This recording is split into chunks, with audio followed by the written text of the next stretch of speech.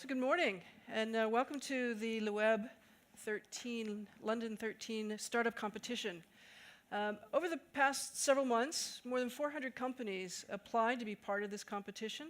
We went through a judging process for those 400 and came to 16 finalists who are going to present today, 4 in each of 4 sessions. The competition will work a little bit like this. The companies will be introduced. They will do a 6-minute presentation of their business, followed by 5 minutes of Q&A with our panels of esteemed judges. Following that time, the judges will then collaborate to score each of the companies according to 4 criteria. We're going to look at their product or service, the team and execution of the business, the overall quality of their pitch, and the overall quality of the business. Judges will then collect their comments at the end of each session, rank order the companies. At the end of the day, all of that information will be aggregated to come up with our 3 finalists who will be presenting tomorrow on the main stage. Now, there is an opportunity for you and the fans of these companies to also weigh in with your opinion. During the Q&A session, we will be projecting a QR code for each company. By following that QR code, you'll have the opportunity to go to a website where you can add your weight of influence to our assessment by voting for the companies of your choice. So look for that QR code during the sessions. Follow that to be able to vote for the companies that you most appreciate here in this competition. The competition, again, is fairly fast-paced. We're going to go through 4 companies, take a break, 4 more companies this morning.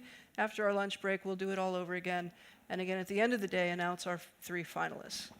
For this first session, I'd like to introduce and ask our judges to come on stage while I do so. Our 3 judges for this session are Carlos Domingo. Please, come on up. Carlos is involved with Telefonica. And Jan Hammer, a partner at Index Ventures. And Bindi Karia with Silicon Valley Bank. Come on up. Welcome, all of you. All right, so again, our judges will be looking for the quality of these companies, their presentations, their products, the team. Overall, they have tremendous experience looking at companies, so I know that we're going to get a lot of good feedback, especially during our Q&A session. To get us started this morning, I'd like to introduce our first of our 16 finalists. Please welcome to our stage and the brave position of our first presenter, the first company, VineUp. Is VineUp ready to join us today?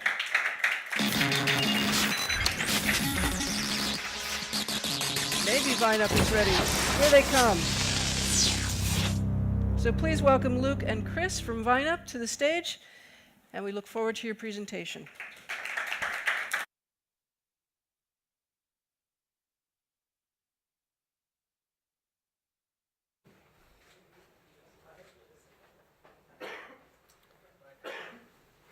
Let's get onto the PowerPoint slide.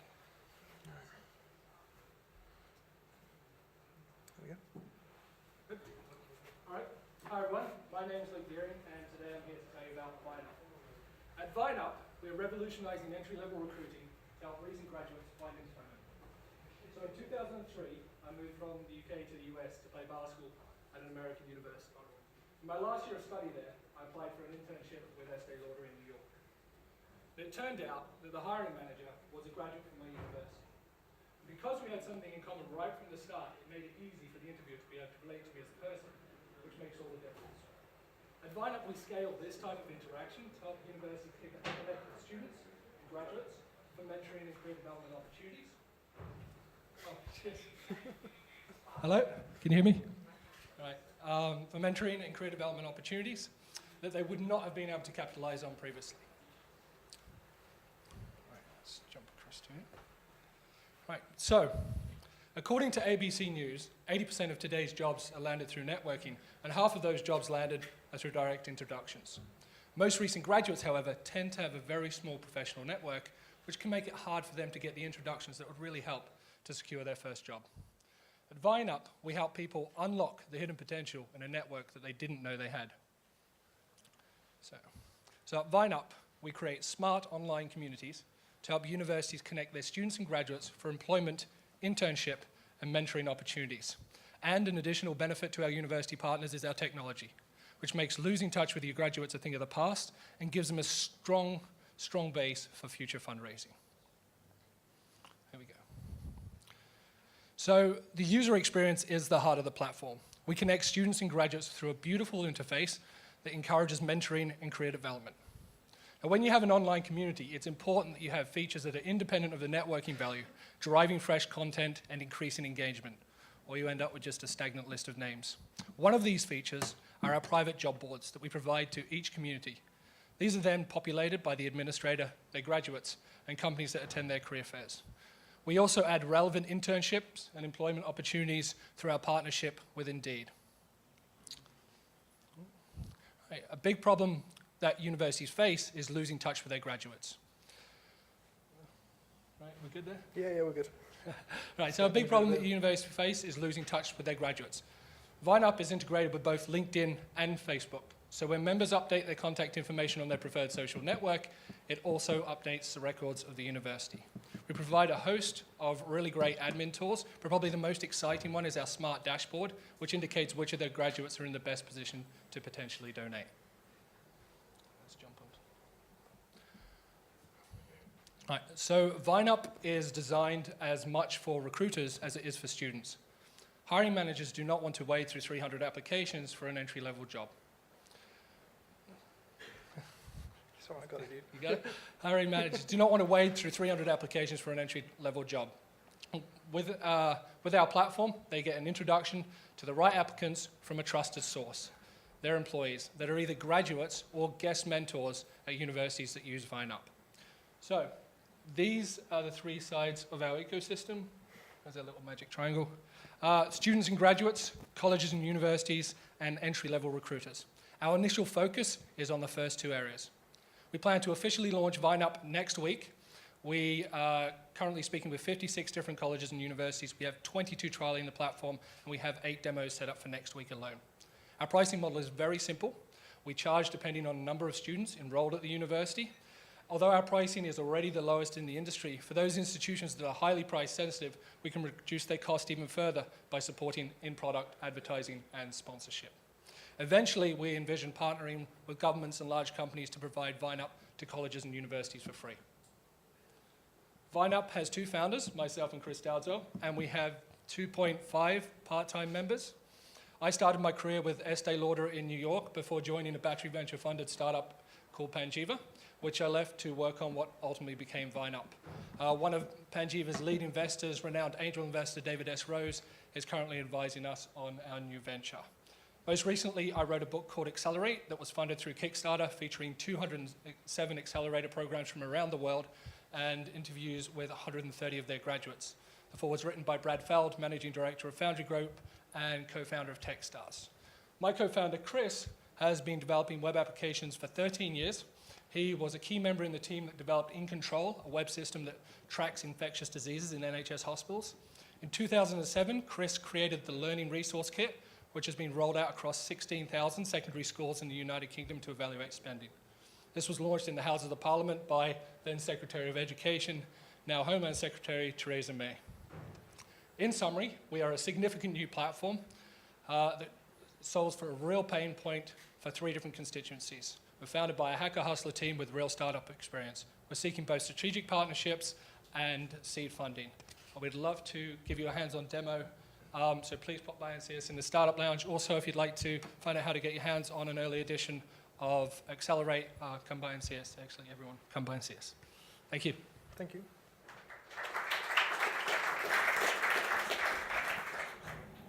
Excellent. So now the grilling shall begin with our judges. And Bindi, you ready to go? I've seen a fair number of startups, such as yourself, playing in this space. What makes you different to at least 2 others I know based here in the UK? So I think the main focus, and I'm not sure of the 2 that you're talking about. Brave New Talent does Brave New this, Talent. and Rollpoint. Okay. I haven't come across those, but I've come across the bigger ones. So most of these organizations, they focus on alumni relations. right? That's what the platform is. But really, it starts at the student, right at the very base, where they can connect them with graduates so that by the time they get ready to graduate, they have a strong relationship, so they care about their future success. But I can't really comment to that because I don't know their technology. Okay, so I think probably the most important thing would, our pricing would be obvious. We charge 10% of what our competitors do, but the user experience, our focus is on the user experience so much. And sorry. Just Yeah. one question. You mentioned that the part of the advantage of the platform is the trust that it brings and the credibility to the students through the mentors. Yes. And I saw that. What is in it for a mentor to be part of the platform? Yeah, so it's kind of giving back. It's very altruistic because they've got something. So basically, I've read your profile, and I know you do a lot of mentoring, but something that's really valuable for you I'm an is your investor time. as well, so I have Yeah. a little So- selfish. Yeah, but something that's really valuable for you is your time, right? You have scarce time to be able to allocate to mentors. So one of the things that we do is we connect these mentors because they have something in common. I went to the same university, had a great experience, but it was, I remember how hard it was for you to find a job. Sure, you know what? We played on the same basketball team. Oh, you know the same professors as I do. Sure, you know what?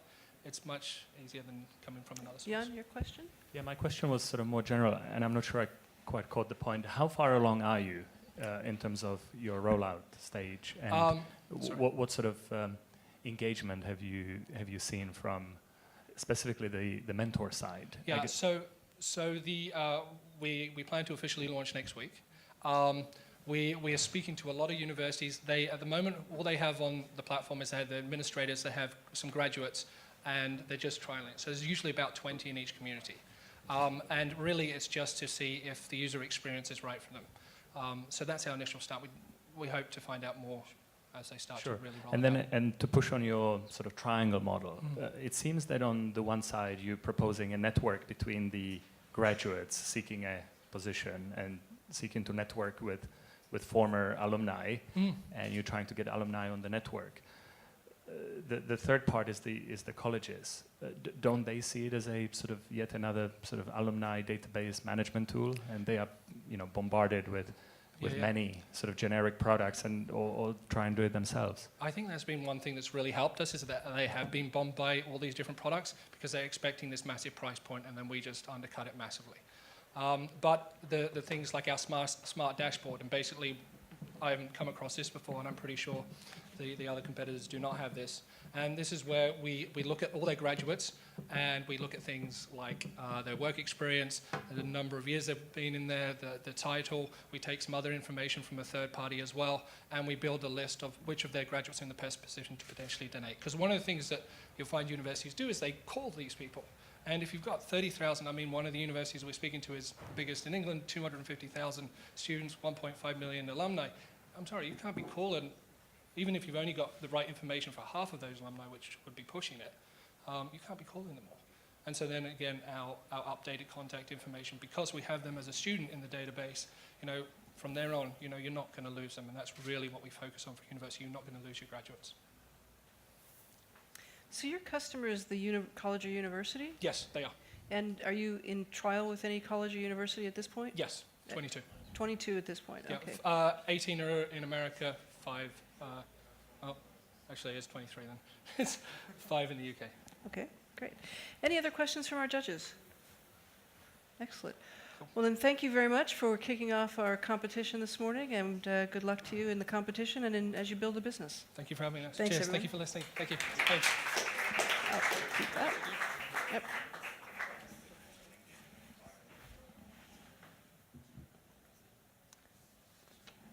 Excellent. So thank you again. That was Vine Up. And our next presenting company is causing me to wish that I had a different pair of glasses on. Our next presenting company is called My Permissions, and if they are ready to take the stage, then I would ask you to please welcome Olivier at My Permissions.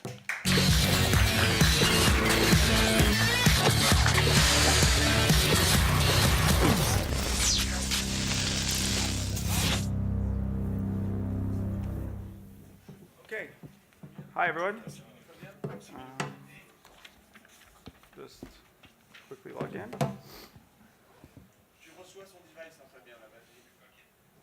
Great. my name is Olivier Mar. I am CEO and co-founder of MyPermissions. We're extremely excited to be here presenting at LeWeb today, showing our new offering. But first, I want to give you guys a little bit of background about what we've been up to. So remember these things? It's where we used to store all our information, and then we used to protect them with antiviruses and firewalls. Well, the antiviruses and firewalls are still there, but our information is gone. It's all moved to the cloud. Our photos, our videos, our images, you name it, everything we do today, our contacts, our business information, everything has moved to the cloud. So basically, it all starts with one major question. What is privacy today? And we honestly believe that privacy today starts with one question. Who has access to your information on the cloud? So this is where, over the last year, we successfully positioned ourselves between users' personal information and the millions of apps and sites that connect to them. We did that by creating 3 great products. We created the MyPermissions Cleaner, a one-stop cross-platform service that helps users manage, monitor, and control access to their personal information. We added to that as it happens alerts to let users know when new apps connect to them. And we extended that to mobile to give users 24/7 access to that same information. And the consumers and the press have given us a lot of attention. They've shown us a lot of love. And we honestly believe that it's because we put their personal information back under their control. And since our soft launch back in August, there have been over 3.5 million manual permission scans.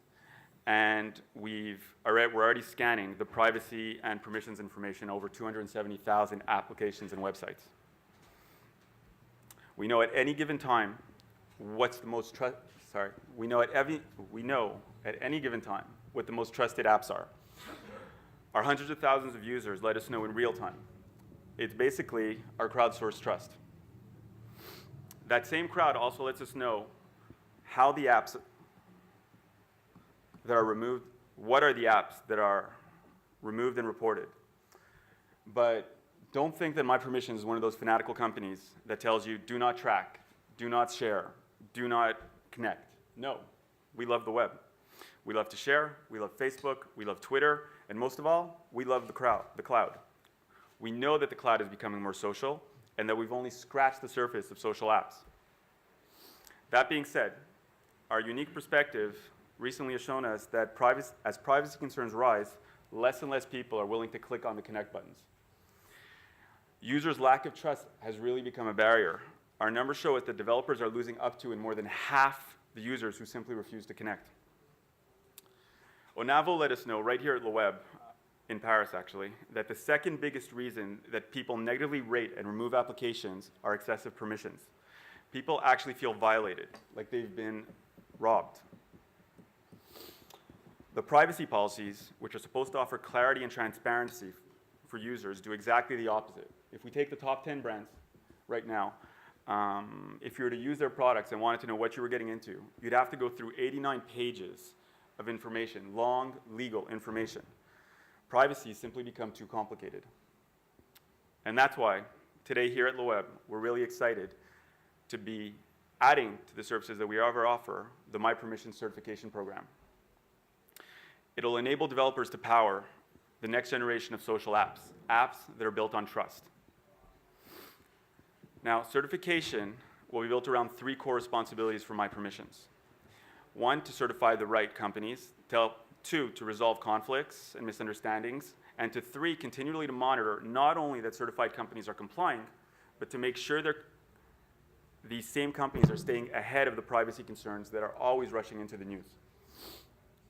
Certified developers on their side are going to build trust by letting people know exactly what information they're acquiring, why they're asking for it, and what they're doing with the information. They'll do that by displaying the MyPermissions certification badge, which will enable users to see that the developer offering is in line with the permissions they're asking for. And if the user needs more information, they'll be able to click through the badge and see specifically why the developer is asking for what he's doing in a very clear and simple way. Basically, gone are the days of birthday apps and flashlight apps that harvest your information and sell it to the highest bidder. Our certification program will also enable developers to respond to user issues and find out exactly which issues they need to improve upon and resolve them directly with the user to avoid unnecessary frustration on both sides. We're opening up a direct line of communication, and if need be, we can also help mediate the situation between users and developers. And finally, the payoff. What we've seen with developers that have been testing certification with us over the last couple of months is that conversions are up between 5 and 8%. Pre-optimization. Basically, with the badge, the users are clicking through. We've seen, I mean, the latest case study I got yesterday, sorry, I'll get back to the mic, showed that one of the companies testing with us, a monster video chat application, had 17% of the users that were exposed to the badge actually clicked on it and went and read the information.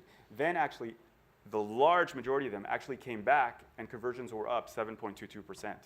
It's amazing how much users are concerned about the permissions they're giving through, and they're showing to us by how they're converting through our funnel. And by developers, we mean all developers. It's amazing how quickly 6 minutes go, isn't it? Can I have 10 seconds just to wrap up one slide? Really fast, go. I'm sorry.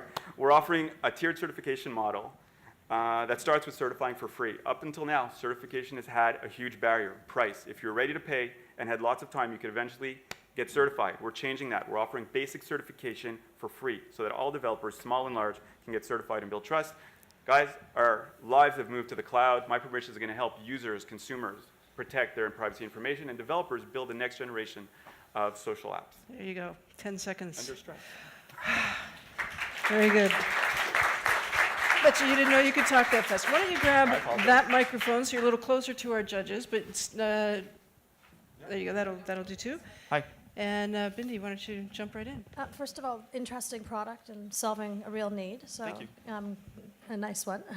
Can you tell us a little bit about yourself and the team and the founders? Sure, absolutely. Well, my co-founder is sitting right there, David Habusha. I'm going to start with him before I get to myself. David is one of the original founders of P2P software called iMesh. He's had a long history of product marketing with Symantec. Most recently, he was with Optier, helping people with database security. So there's a long history of startup and security. For myself, I've been in performance and online marketing for the last 8 years. I've worked with companies like the World Series of Poker, with Harrah's, with AIG, with Microsoft and Redmond, all these different companies, mostly on an outsourced basis, but with major contracts. And that's where we saw, listen, that same data now we're helping users protect is data that we used to use in most of these industries in order to market to them. And most of them involves personally identifiable information. And that's what we're playing, that's the big thing here. Aggregated data doesn't bother us so much, but when you get down to user information that we can track back to the direct user, that's where there's violations, and that's what the certification program is going to certify against. Presumably, every platform has a different way to extract that information, right? So Facebook Connect will allow you to do certain things, the apps on iPhone and Android. Right. How do you kind of like put it in a homogeneous way? Because the level of information you can give back to the user about how their privacy is being invaded is going to, change a lot. Right. Well, actually, this goes back to the product that we launched last year. When we were presenting it to users, we faced that exact same problem that, for instance, Facebook has 71 different permissions it asks for, Twitter has like 5, Dropbox has like 3, and how do we classify it? We actually created 6 categories of permissions that are based on groups, so photos and media, and email, and contacts, and basic information, and geolocation.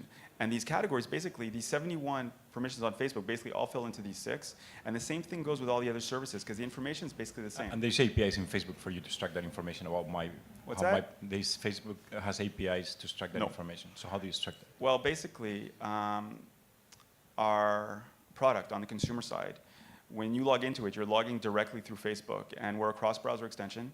So basically, we can go there in the background, get the information we need, and present it to you. We retain 0 data about the user. It's all anonymized. And at any time, the user can log out and remove the extension once it's removed. We have iPhone, Android.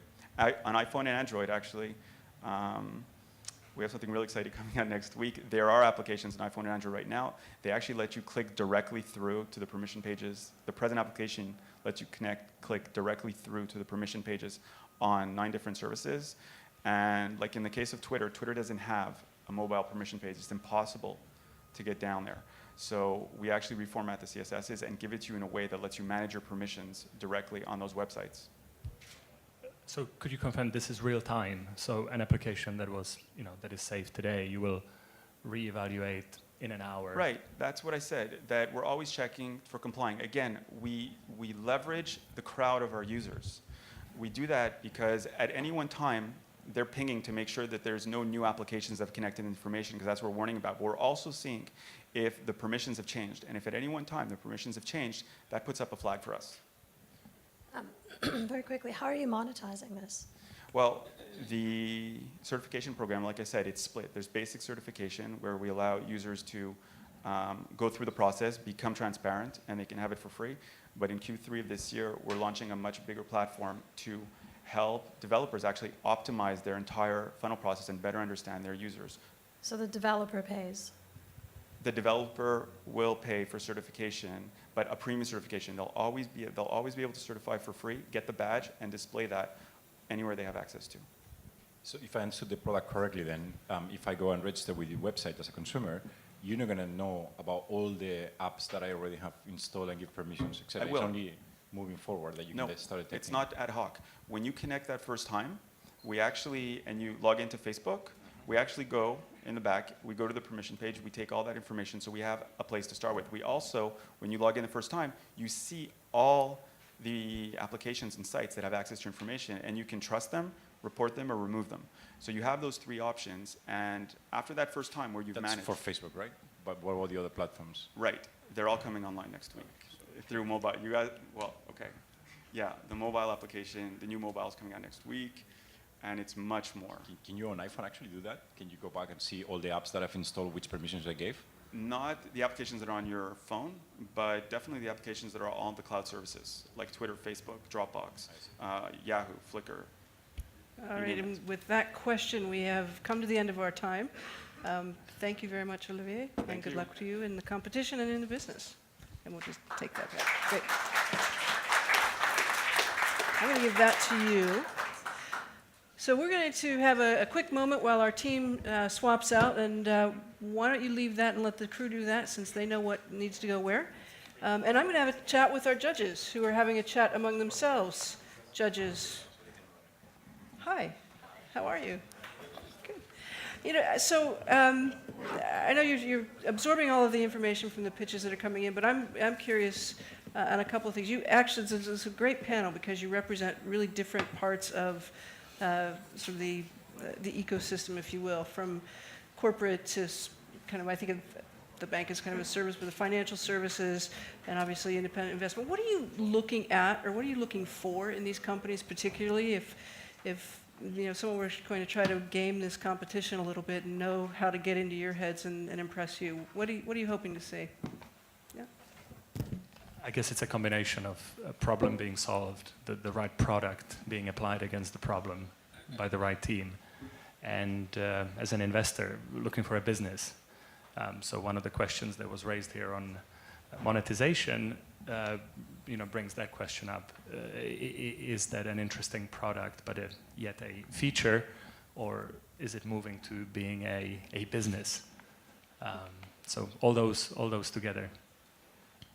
One thing I can add is when I see a company that is doing the same thing of all the 10 companies, but with a slight twist, I usually don't like them, because it's going to be very difficult for consumers to decide one or the other. So I like things that do something new that almost no one is doing, or they're the first ones doing it, because that has a higher chance to be successful. When they go into space because it's just very popular and they think anyone can replicate it just by changing something, I usually try to stay away from that, unless they have a geographical advantage, like they So play in one really place. understanding, and I think this came up in one of the questions in the first pitch, was sort of what's the competitive landscape, and how do you find the white space to be able to drive into that? Yeah, and I echo that. Like for me, it really has to be a truly unique product. I think the other thing I would say is I always like to get to know the founders and what they've done in the past, and really assess the kind of passion they have to make this work, because it's never an easy journey. And can these guys hang in there for the long haul? And you can usually tell. Yeah, You've got the gut feel. So The other thing is, many of them start sending out, this is the customer pain and this is when I'm going to solve it. And I've heard one, Steve Blank said to me that if you're a painkiller, you need to determine whether you're an aspirin or a morphine. Because if you're an aspirin, it's not that interesting. If you're morphing, then it's really powerful. And many of the startups I see, they're features, not products, because what they're really is solving just something that someone else is not doing in their whole product, but they're not really like a new product that solves some big problem. So powerful and addictive become important. Excellent. Well, if it's a consumer app, right? Well, in business and is the same thing, if it's right? a B2B If it's or a an B2B, enterprise, it's the then- same. yeah. I mean, you need to be solving some big problem that people are not capable of solving today with something else. Otherwise, no one's going to pay And would for like it. to pay for it Yeah, as you well. have to be able to sell. If it's an enterprise software product, you have to be able to sell it to the end enterprise user, which can be sometimes a journey. So That's why there's so many consumer companies and very few enterprises. Enterprise is more challenging. Absolutely. All right, well, we have two more companies in this session who now have maybe an unfair advantage in hearing what the judges are looking for, so I hope that is reflected in our final two presentations. The next company to take the stage, though, is in the wings and ready, so please welcome Crypho to the stage. Come on, gentlemen.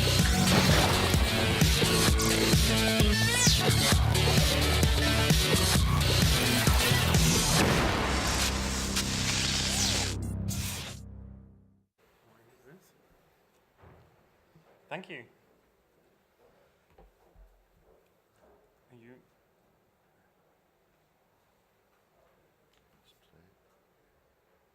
Oh, just give us a second to set up. Sorry. You ready? Yes. Crypho is confidential chat and file sharing for business protected with end-to-end encryption. Now, you've all seen these screens.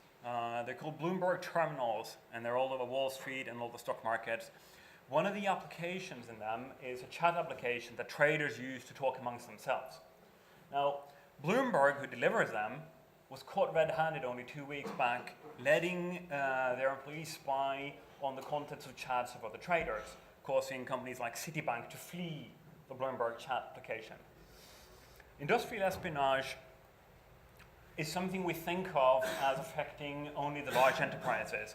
But Symantec, international security company, released a report this month saying that industrial espionage, 50% of cases are targeted at small and medium companies that are not very prepared at defending themselves against it.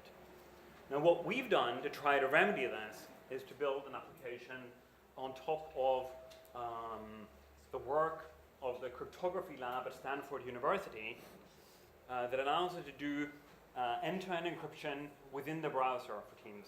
This means that all of the data is encrypted within the browser before being sent to the network, stays encrypted with keys only you hold until it reaches your teammates on the other end.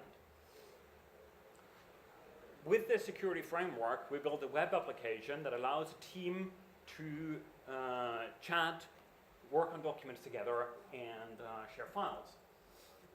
All under the same protection. Jorgis, my co-founder here, is going to show us how it works.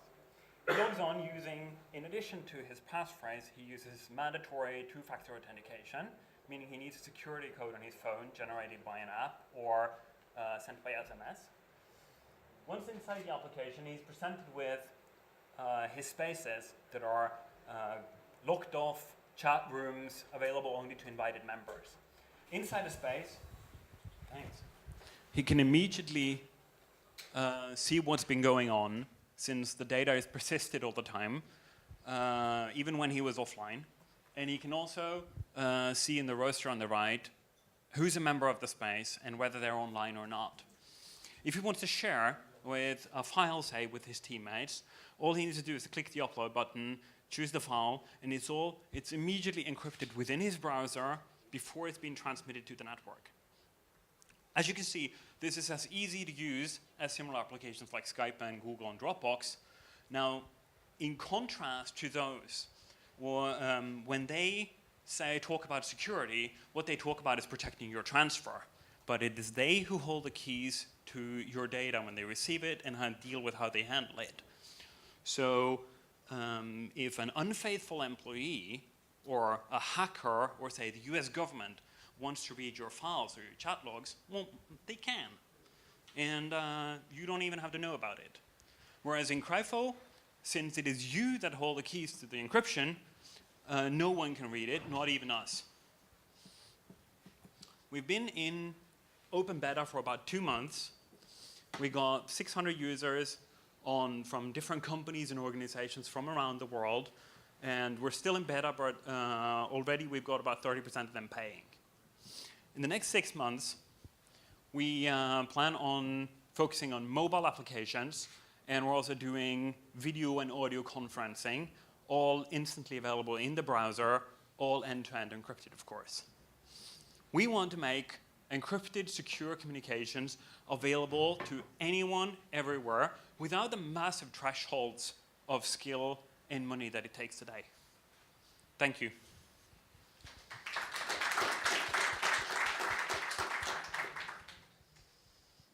So how are you, okay, so the 600 users, are they just random individuals and corporations right now? And the reason I ask that is, who are you going to sell this to in the enterprise, and how are you going to sell it? How are you going to convince them? Because to me, it's just yet another add-on, yet another feature. So how are you going to convince people to use this? For the enterprise and the larger companies, we need to get further first, and we need distribution partners in order to be taken seriously. What we've done now is to target, we worked with journalism and in politics and NGOs, which are markets that are easy for us to reach just to get cash flow positive. But doesn't the IT administrator, or the person that controls the IT in the corporation, be it the paper or the politician's office, don't they need to approve this to get it into? Most of the time they will have to, yes. And most of the time it will solve a problem that they can't solve otherwise, because it lets them do easy to access secure communications, which is what they're after, outside their firewalls, which is very often a problem. Can I ask you, I see two propositions in your business. One is the security part, and one is the communication and sharing and collaboration. It strikes me that the security is what you are building your proposition on, but aren't you going to kind of clash with the Yammer, Chatter, Jive, I could name 5 others, Huddle, who will just add the required level of security as a way of doing their business? So ultimately you run into that same commercial space. You can't just add this level of security, which is the core reason they haven't done it already. Because of the way the encryption works, it has to be done as a client application for it to be done with, built around the key management. There's no way to build that into an application the way it exists. And for companies like Google, well, their business model is knowing all your stuff. That's how they make money. So this would be contrary to them totally.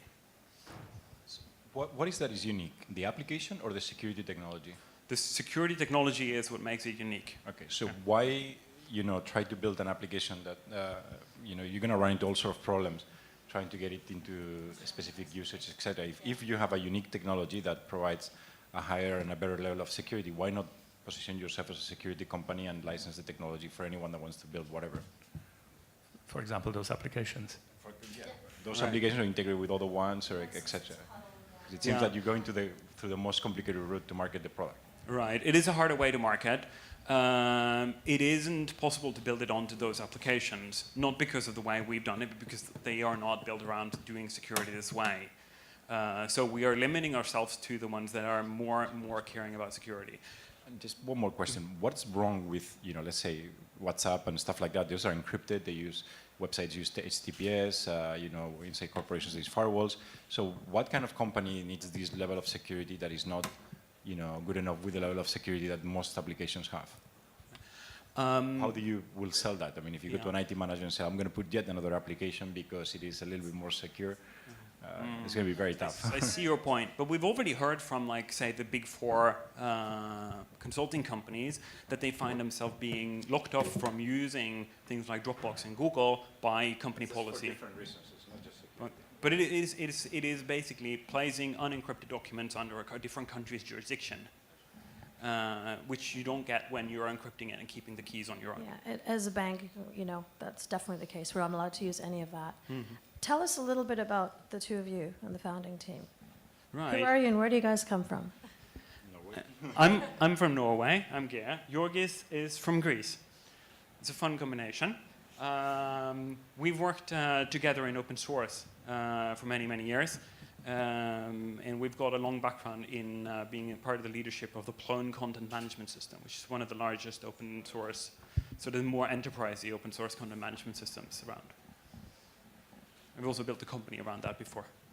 But the security technology that you've built, what's your background around that? He's worked at ENISA, which is the European Security Agency, Okay. network security agency before, and also from the Plone community is like a very security-oriented. Right, so you're both spooks then, are you? We're not spooks. We're the nice guys. Maybe We have time for one quick more question. 10-second question. Product roadmap, what's next? First up is mobile. Very important for us to do mobile messaging with notifications and things like that. And also instant video conferencing, where it's as simple as sending an invitation over SMS or email and having end-to-end encrypted video conferencing is the first thing we see. For some, it could be a game changer of the type of product we are doing, because it's very, very easy to access. Great. Gentlemen, thank you very much. And congratulations for making it to the finals, and good luck. Just leave this part there. Anyway, very good. Is it a time we're down to the last leg of this session, and that is to introduce you to a company called Together, and to tell us more about Together, our brightly clad gentlemen, Martin and Leon. Please join me here on stage.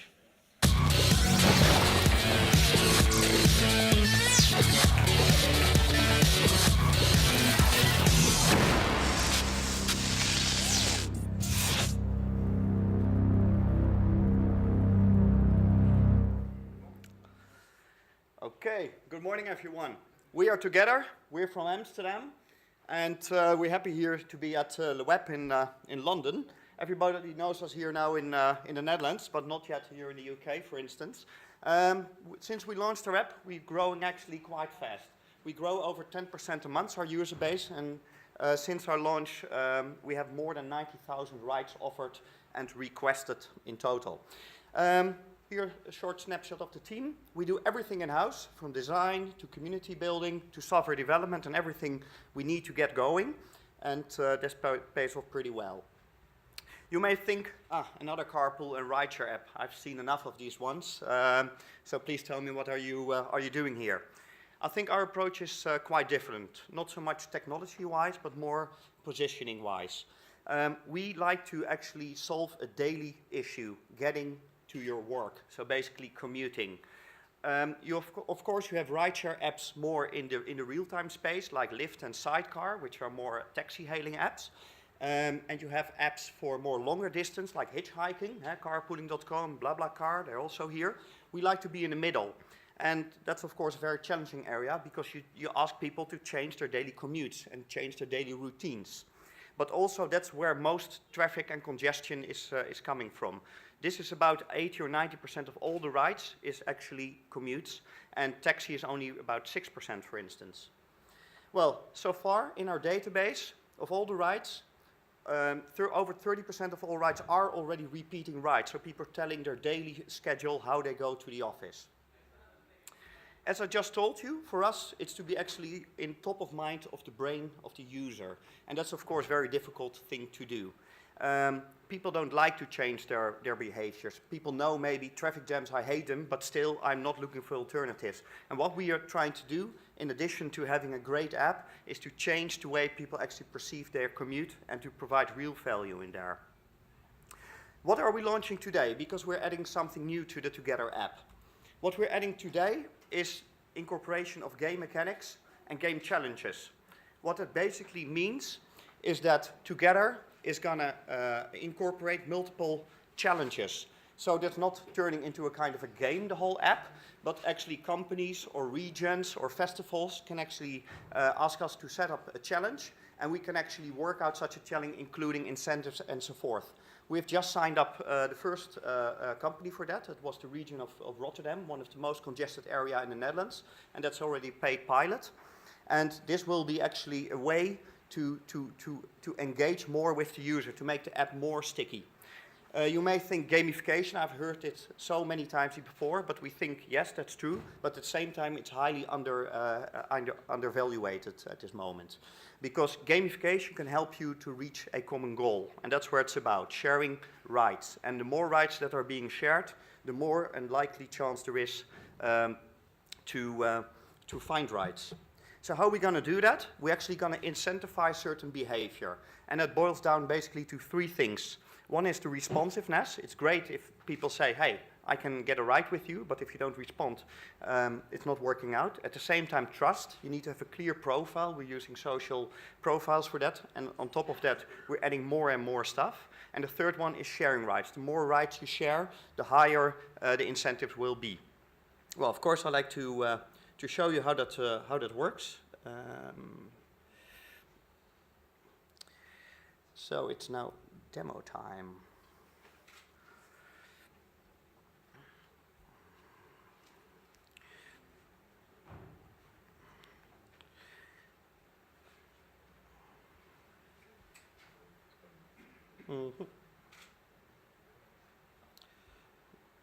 Okay. I see the demo is not coming up, so I have backup slides in this case. I'm going to use. Oh.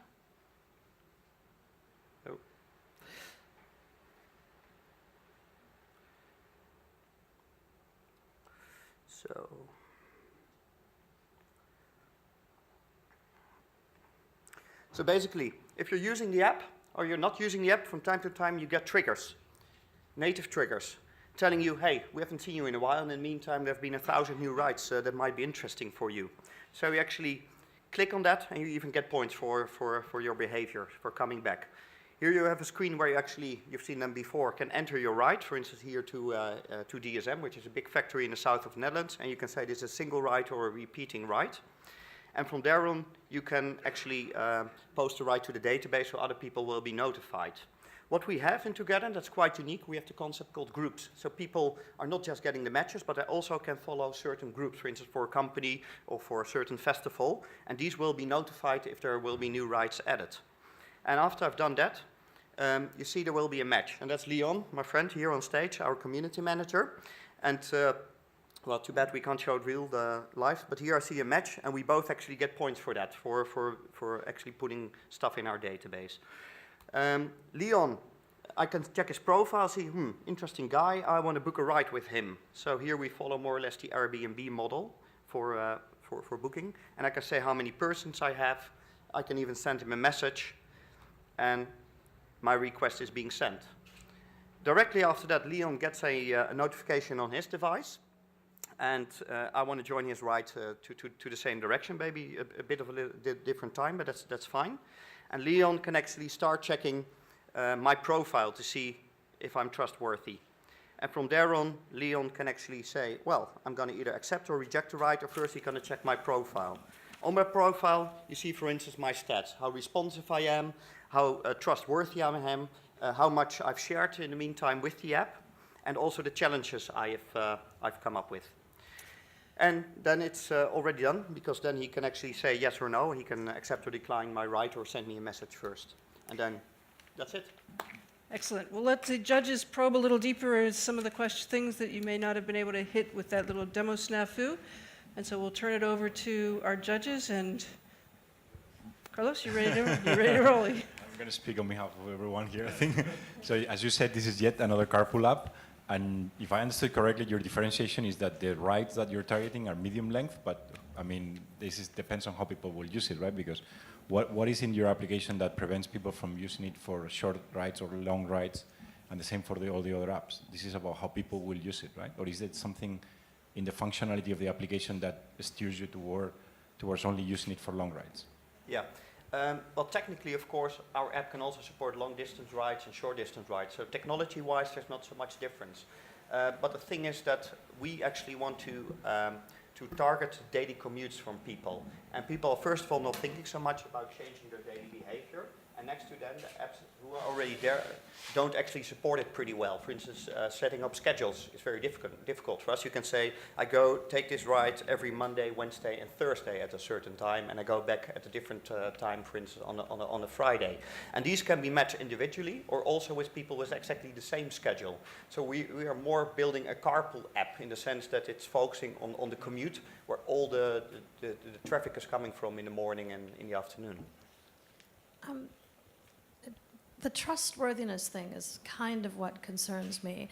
I'm not sure I'd use it because it could just be any random person in any random car taking me potentially to work, but maybe not. And how are you going to sort of battle that trustworthiness? Because for me, I'm not sure I'd use your app. Yeah. Well, that's a question that not only relates, of course, to our apps, but to many initiatives in the sharing economy. Trust is something which is very difficult to actually prove online. You have ID verification services you can use. But in the end, we believe that the closer you are to a certain person, for instance, in the social graph, or for instance, if you are colleagues of each other, going to the same company every day, then people already feel more trustable towards each other. If people go to exactly the same location, then the trustworthiness goes up and people care less about it. That's what we have learned. And commuting is people have the same schedule every day. So in that case, people learn from each other. And you can chat first anonymously. We're not sharing any private data from each other. So in that case, then a follow-on question. What are you doing to acquire users? How are you going to... Yeah. Very good question. At this moment, we get about a third of our traffic on the app from our partners. We have set up distribution with many big festivals and events. And another 25% is coming in via social media, mainly Facebook at this moment, because our app can also run in Facebook, even in the pages of other companies as a separate tab. They can install it with one click. And did I hear you say that you've got a paid pilot with Rotterdam? Yeah. So what are they paying you for? How is that working? Yeah, it's an initiative from the Ministry of Infrastructure. They want to get rid of a lot of congestion. They have the money and they spread it to the regions. Rotterdam is one of the most important ones. And they're paying us for setting up the challenge and running the challenge until the end of 2014, an amount of, I can share it here, 30,000 euros, another 30,000 euros if we meet the targets in the end. Mm-hmm. So one of your potential customers might be organizations, city governments. Yeah. I live in the San Francisco Bay Area. I know this is a big issue for Stanford University. Too many cars, they have to build more roads, they don't want to do that. Yeah. So those kinds of organizations might be incited to build Correct. your app. The games or the challenges, we actually call them, can be adopted by the companies you just mentioned. And at the same time, we have a business model where people pay each other individually for a single ride. Or we have a B2B proposition on our way where actually companies can adopt a kind of a SaaS solution for carpooling. Cool. And I'm guessing that business model question was going to be on somebody's mind here, yes? Yeah, well, Airbnb is one of the business models we have. It's a B2C model where we actually provide an escrow service and we take a cut out of that. Next to that, of course, now we have introduced the game challenges where we get paid for. That's, of course, not so easy to repeat. You need to set up each and every time with different incentives. But the third one, I think that will be the biggest in the future, is our B2B proposition we are currently developing, which is a SaaS service for companies and they pay on a subscription basis. Yeah. And just back to sort of your business model and the market, how many companies you think can win in this market? Is it a winner-take-all, or you think there's room for more successful companies? Initially, I thought it's a winner-takes-all approach, but when you look at it from a consumer point of view, I think there will be more players in the end, because some of them will be have a different profile what people feel attracted or not so attracted to.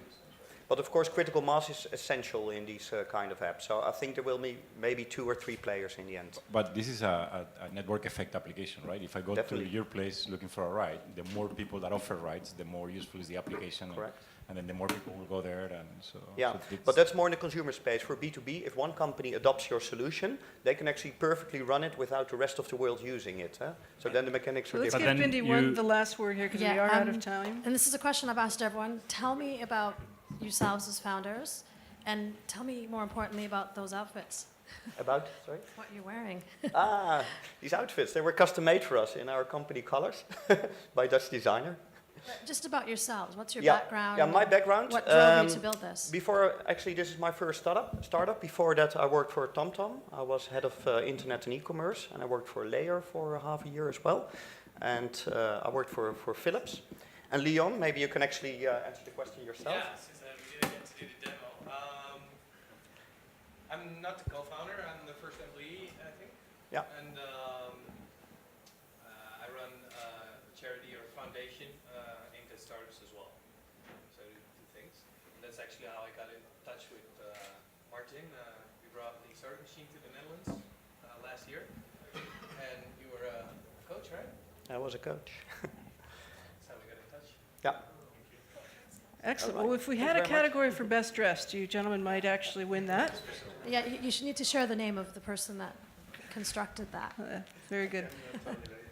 All right. Well, that is our first round of our startup competition. I'm going to ask the judges to excuse themselves to the green room to do your. Oh, thank you. My pen back.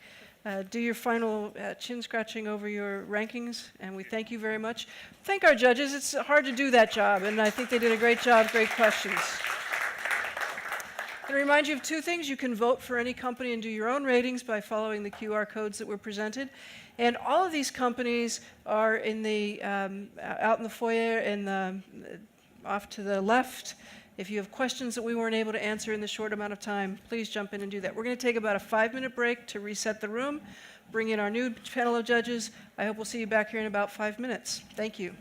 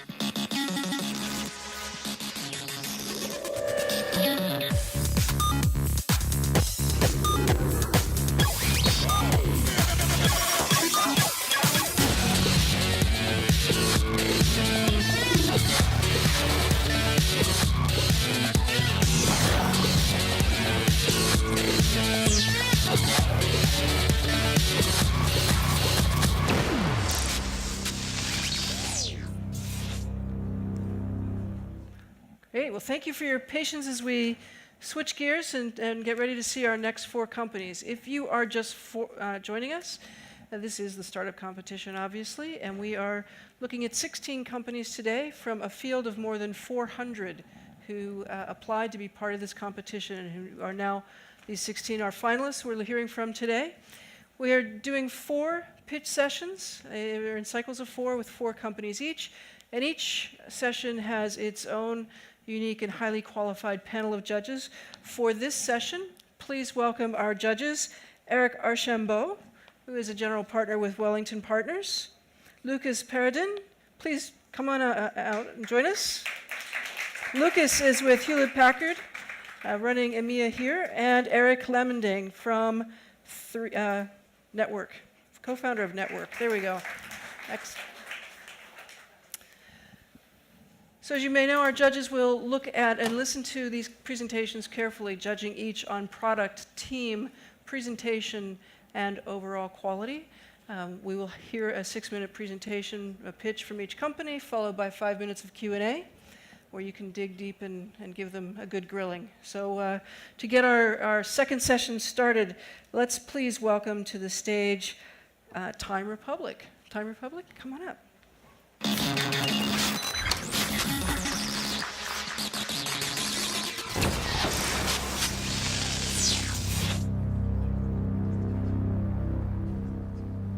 Good morning.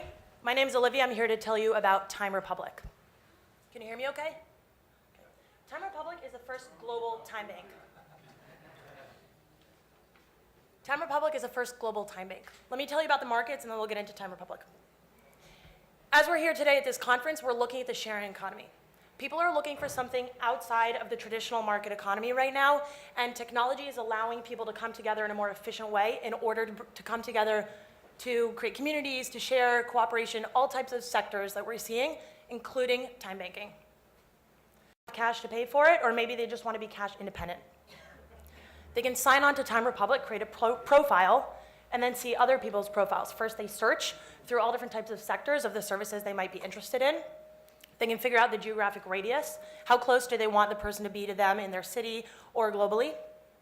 And then they'll have a list of options of people who provide that service that they're looking for, that they can go through, filter in terms of ways they're rated or different types of filters. Then they start a conversation. How do you figure out the logistics of the service? The person performs the service for you, and in the end, you provide them with a certain amount of time hours, which is coordinated with the amount of hours that it took to do that job. There are thousands of time banks out there globally. This is a positive thing. It means that the business model has been proven. At the same time, the markets are very siloed. How is Timerepublik different from all of these? I'll tell you 3 ways. First, quality. We believe that we have the best user experience out there in terms of technology. And more importantly, we're creating a technology and a way of selling this technology that other time banks have not done. This is a white label system that we call gray labeling, because each white label system that we can market to a specific group is under the Timerepublik umbrella, and the users within each of those groups can interact within their groups or between groups, between each other. This allows us to do sales and marketing on the ground to different institutions, organizations, where people are already interacting amongst each other face-to-face, but we can get them online to interact more efficiently, as well as to then meet each other through different groups around the world. For example, co-working spaces, startup incubators, places where innovators like us want to come together. We have skills, but we need resources. A lot of startups are cash-strapped. What do? Create that community globally where we can find each other and exchange resources for time. Universities, another place. Each university can have a place where students find each other to tutor each other. No more paying for tutoring. Everyone has the opportunity to learn better. This also works in nonprofit networks and volunteer networks. The second way we're unique is this global feature that I mentioned. Time banks are very locally based right now. Through this gray label model that I mentioned, we're able to bring the time banks together under one user experience that, because most time banks are nonprofits, they might not necessarily have the best technology, but also allowing them to help their users that are already interested in time banking to also find each other and grow those networks. In order to grow globally, we're getting people on the ground in each country to do face-to-face sales and online marketing specific to the local culture. In comparison to competitors, we believe that through various characteristics, we have the optimum model. The third way we're unique, as I mentioned, is becoming a viable business rather than an NGO, as most time banks are right now. This is through a diversified array of revenue streams. By aggregating all the users, we're able to provide advertising firms with contextualized advertising for users. For example, Facebook is successful with advertisers because advertisers are very interested in finding people that have profiles that show exactly what they're interested in. So they make sure that they only show that advertisement to people that would be interested in the product. Through Timerepublik, this is one step further because people are actually actively searching for that service when they see the ad. Another way that we can achieve revenue stream is through data sales to two types of groups. First, headhunters and HR departments at companies that are looking for ways to find and screen employees. This is similar to looking at LinkedIn or people's Facebook profiles. Through Timerepublik, you can see how people were rated and have peer-to-peer information about how that person did in various services that they've offered through Timerepublik. Another way is selling consumer demand data, transaction data based on geographic location and sector, to understand for marketing firms and economic research firms to understand what's going on with these types of transactions outside of the market. We can also sell a premium version of the software as software as a service to companies to use to connect their employees within the company. We also have a freemium mobile app. It's free to get the app sales up, and then you can upgrade to a paid model. We also have unique sponsorship opportunities. Who are we? We have an international and diversified team. We also are able to crowdsource our growth. As I mentioned, how do you go global? We can't just throw out a bunch of viral marketing online. So as I mentioned, we have people on the ground. Each manager in the country is able to then manage people that are going to be crowdsourced marketing this in sales and marketing through two ways. Users can find other users, bring them onto Timerepublik, and gain time units as compensation for doing so. They can also find advertisers in their local communities and put advertising on Timerepublik and gain a percentage of the revenues. Right now, we're in public beta. We launched closed beta in December and public beta 2 months ago. This means that as of 2 months ago, you can sign up on timerepublik.com and start exchanging. People are already doing so. We have over 2,200 users and 100 transactions.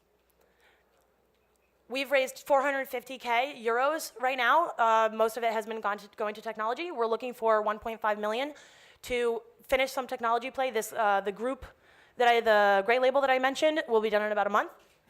We also have, that capital will also be put towards online and offline sales and marketing on the ground. We need to get this out to people. Right now, it's been through press. But our next step, we want to get people on the ground selling this as soon as possible to iterate. So let's go to our Q&A, since we've run out of time, and allow our judges to ask some questions, to deep dive on any of the things that maybe the timer was not gracious enough to allow you to finish. Thank you. Judges, questions? And if you just grab one of the mics there. Yeah, I have a question. It's around privacy. I mean, and everything we saw before, and one of the startups that was presenting before was, talking about how users are more and more getting scared about sharing their lives and sharing their information with all these apps. And if I look at your proposal, it's even going further because I'd have to put my skills and everything in there. And then your proposal is to monetize this with the contextual advertising. So how do you deal with that? What do you tell to users? How do you make them feel comfortable about the amount of information they share with you about their lives? Every field of your profile has a traffic light, and you can set your profile as private, public, or semi-public. Semi-public, it means that your profile is going to be shown only to the person that is doing the deal with you. Otherwise, if you want to remain private, you're private, except few data like your name or last name or your location, not your address, but your location, let's say the city. So in that way, users are feeling comfortable to show whatever they want to show. And in your 2,000 users right now, what's the share of public versus private? And Pretty much everybody sets their status as semi-private and some information public. And then they like to share their services between people that already know each other, or anywhere else. But yeah, as I said, it's semi-private. So only once you contact that person and you decide to start a conversation, that is going to be shown. Okay. Eric, you had a Yeah, question. I had a basic question. I'm not familiar with the term time bank. That's new to me. How is it differentiated from barter? And the reason I ask is that barter is one of these murky areas, especially in the U.S. as far as taxation and so forth. So how do you answer that side? So bartering is in the same zone in terms of IRS as alternative currencies. And the reason for that is there are a couple characteristics that the IRS takes in order to characterize things as either barter or alternative currencies as opposed to time banks. The way that barter and alternative currencies integrate within the market economy is through an exchange rate with a dollar, right? So if you have any alternative currency, there's some type of exchange rate, whereas with time, the value of the service is not what's being valued is not the service, but the person performing the service. So for example, if I'm gonna spend an hour doing computer programming for you, there's a market price for that, which you would barter me something of equal market price, or you would pay me alternative currency that's relative to the US dollar for that service. With time banking, I get 1 hour. So if I'm gonna do that for you, or if I'm gonna walk your dog, I'm still gonna get 1 hour. So that's how it's outside of the market economy. And the IRS then distinguishes that as motivation for community building rather than me performing that service for you specifically because I'm looking for cash. Another way is whether or not you sign a contract. So basically it's just trust, and so they consider that an out of the market interaction. Another one is the level of professionalism. So time banking includes a lot of things that have been externalities to the market, which is one of the reasons I'm really interested in time banking, because we have all of these externalities of people providing value to each other without them being accurately compensated. And so this is a way for people to be compensated, obviously outside of the market because there's just no space for them in that sense, with another unit, as well as people who could be compensated in the market but want to be involved in a community in a different way. So if you drill down to your use cases, which ones are really working and which ones don't work at all? What we first believed that we would work with more like an artisan community, but actually we're seeing that actually high-skilled people are using Timerepublik, so we were kind of surprised ourselves. So we're trying to adjust. Like what? Like computer programmers or like graphic designers. Mostly, I would say online services. So people are feeling actually more comfortable to exchange a service because you have to gain trust, and if I have to come to your house, you really want to trust the platform, so it has to be out there for a little longer than a month. So what we're seeing right now is mostly online services, like as I said, web designers, programmers, or translations, or like 90% of the success cases. I would say 90% right now. Yes. I'd also say, is this on? I'd also say right now we've done a lot of online marketing and we've been coming out in the press in certain locations. So the on-the-ground sales that we're going to be doing is going to be activating different areas of the economy, different consumer markets that haven't yet been marketed to, that don't yet know about Timerepublik. So we're looking for diversification after we really get sales on the ground. Excellent. We have run out of time. I'm sorry. Is it really fast and really fast answer? I'll give you a minute. No, and what happens if someone really is off balance from his credit, debit, and on time? Of course, to gain time, you have to give a service, but we have also other alternatives. You can invite people. If I send you a link and you register to the link, you gain 30 minutes. So we have different ways to gain time, even if you don't want to do a service. Once you log in, you get 5 hours credit, and once you're done with that, of course, you have to exchange the service or find this. Excellent. So for further questions, our judges and the audience will be able to find you in your stand, but thank you very much for your presentation today. Thank you. All right, take care.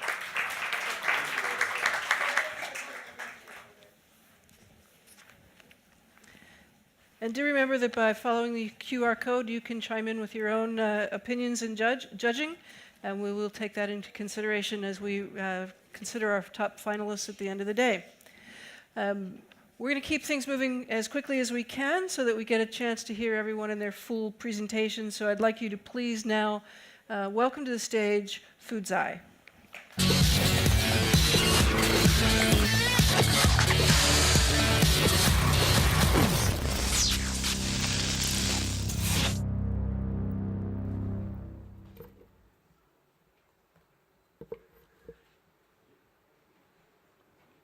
Hi, I'm Andre, founder of Foodzai, and I have just a small video teaser to show you first.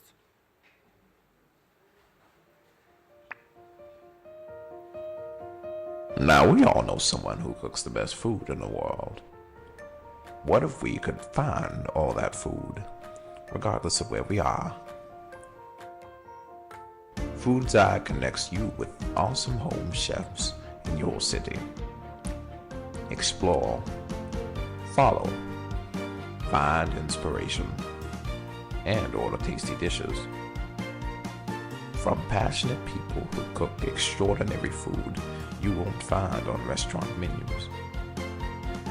Get awesome food for any occasion. Experience and celebrate food with a story.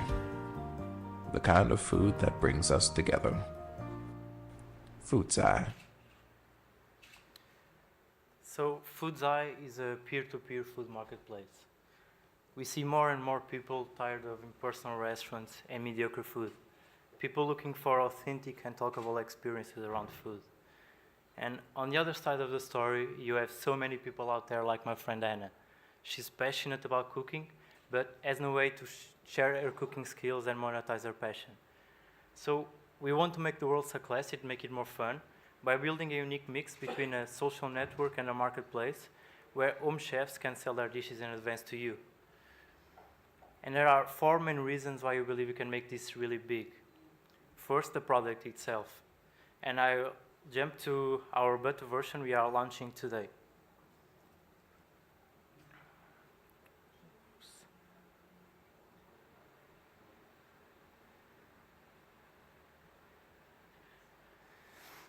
So these are real dishes from real home chefs. We are always amazed by the fabulous diversity they bring. And you can build your wish list or just explore. But of course, the best part is that you can actually order some of these mouth-watering dishes. And by the way, here's my current and my past orders. And Foodzai is also a very visual and human way to build personal relationships. So here's a home chef profile example. Gorgeous. And now imagine how Foodzai can become one day our new food provider channel, globally and everywhere. The second reason, we believe we have a world-class team, still totally bootstrapping. 3 of us founded 3 different startups before. We worked for international brands, and we would be happy to explain you why this is true. But what's really special about us is our obsession to build a super tasty brand.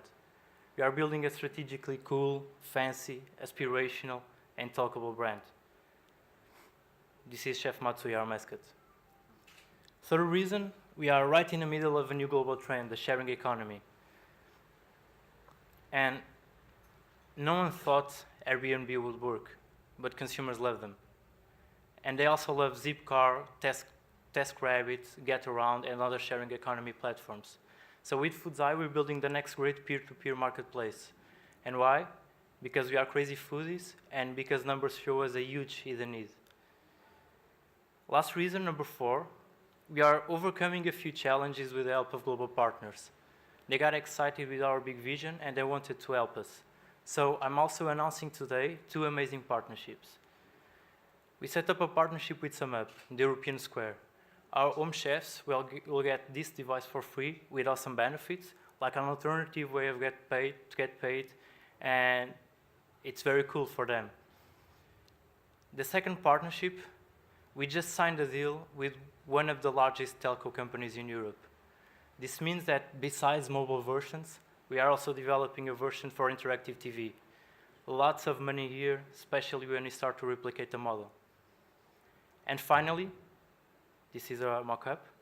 Finally, to conclude, isn't it amazing that we still look for new foods only in restaurants? I mean, the best pasta I've tried is cooked by my cousin. It's not on a restaurant menu. So we believe that in 2 years, restaurants will have a new competitor, a crowdsourced kitchen. And Foodzai is bringing that future one step closer. It's coming.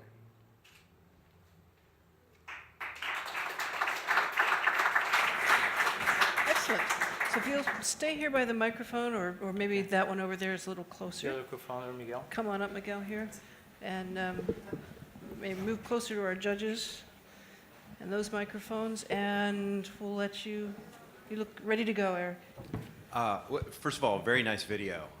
Tip to anybody else who's thinking of a startup, doing a video is a great way to kick it off. So nice work. A couple questions. What geographies are you going to launch in? And I noticed a lot of the meals were sort of individual type things versus a full, multi-course kind of thing. There's a company in the States, I think it's called Kitchit, which does something similar. So I'm curious, geos and Okay, so we have a city-by-city approach. So we are first trying to reach a good home chef base.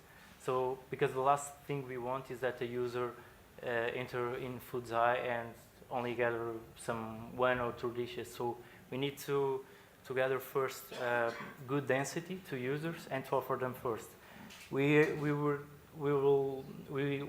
trying our private beta with 3 cities, London, Dublin, and Lisbon, and we are doing very fine and receiving a lot of good feedback.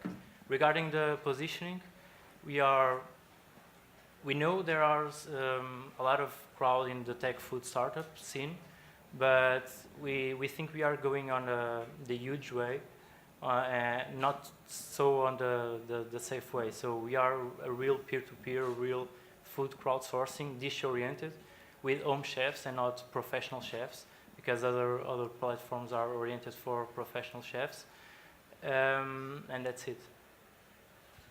So just so that I'm clarified, rather than you looking for someone to come into your home as a personal chef, which is, I think, what the kitchen is trying to do, this is really ordering an individual dish. Yeah, that's very important, because we don't see us as Airbnb for food. We see ourselves more as the fancy or fab for food. This is like a live food catalog you can actually buy.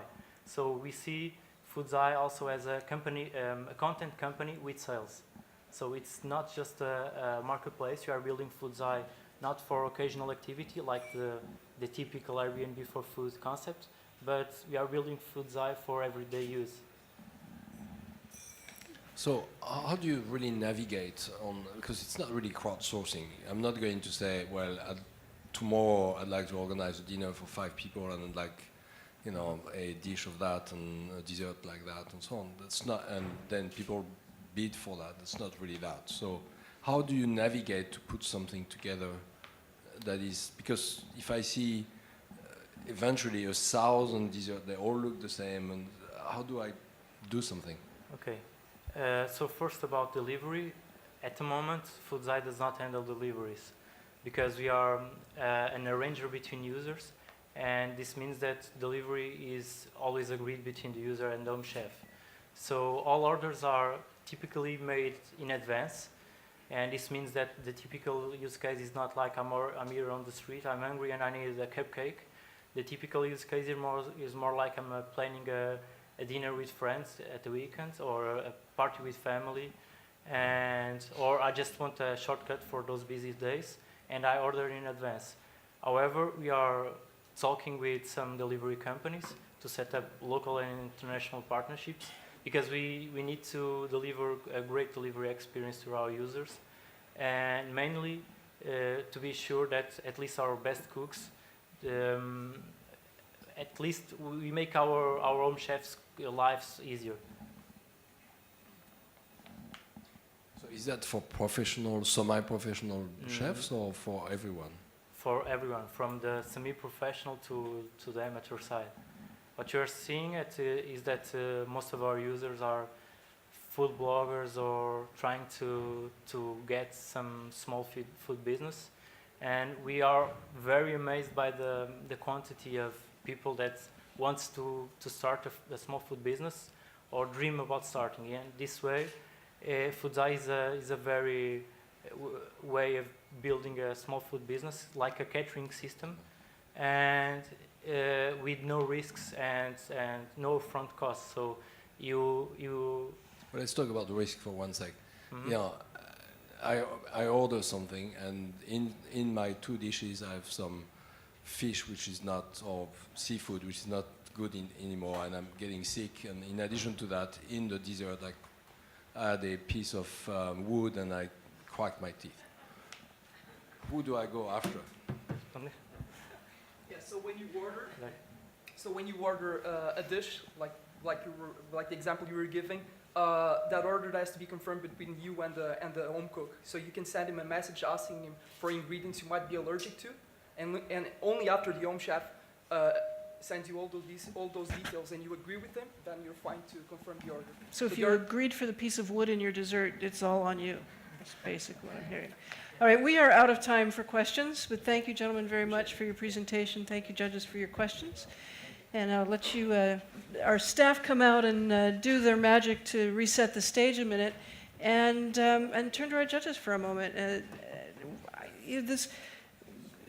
I went through 400 applications to come to our finalists here, and I'm seeing some trends in the market in terms of how developers are maybe shifting away to some degree from that sort of social trend app phase that we've gone through. So some companies with a bit more substance. I'm just curious, what are you seeing happening in the market in terms of startups and where they're focusing their attention? Are you seeing any trend shifting here? Yes? No? No? I've been doing that for a while, and every year, especially after the summer, I think, well, I don't think we're going to find anything new, really exciting anymore, because we have seen so many things. And then there are 2 guys that walk in the office and say, wow, geez, how did we not think about that before? So, in other words, we keep being astonished by new things, and yes, there is always something a bit different, building on the last iteration of other companies and other platforms. I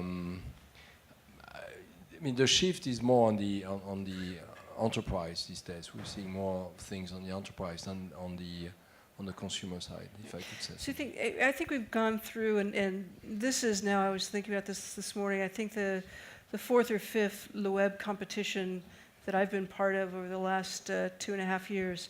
And it seems like we've gone through a mobile, social, local app bubble.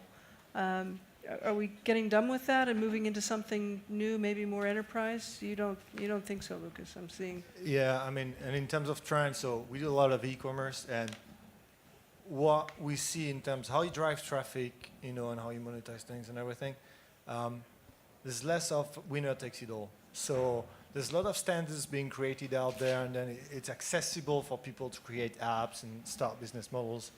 And it's like the social network thing. I'm not going to name, but some social networks were huge last year that disappeared within a year, and then still have a lot of things coming on. But we would have thought it would consolidate faster, but there's probably going to be a lot of options for ever, I think, now, because of the ease of access of the technology for people to develop.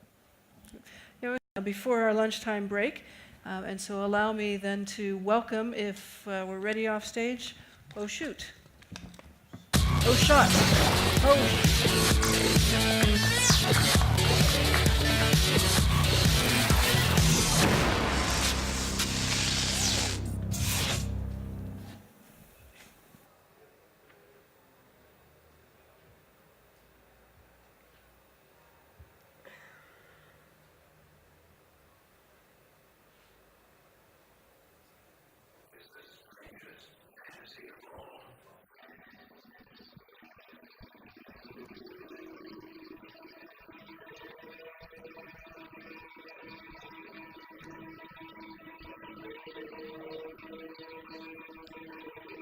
What's that? Sorry.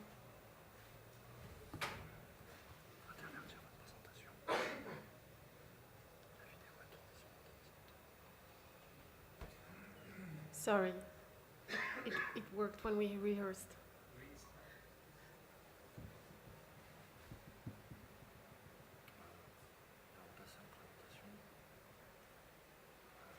Okay, here we go. Sorry.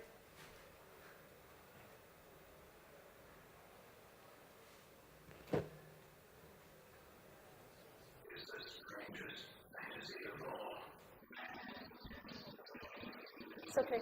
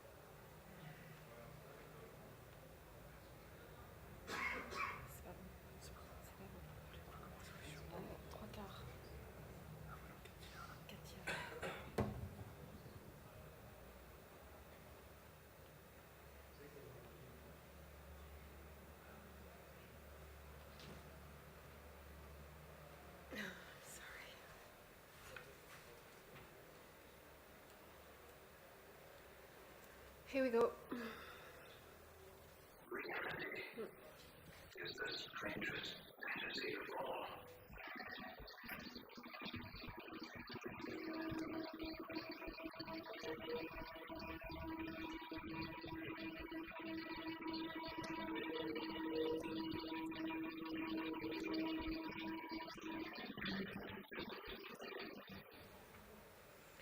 So many people think this is the reality, this is the life of a photographer, if only.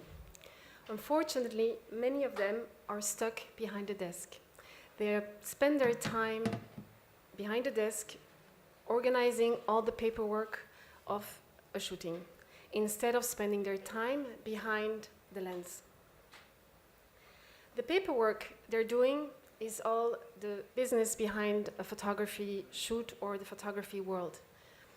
Purchase orders, grant writing, invoicing, image licensing, archiving, all the administrative nonsense.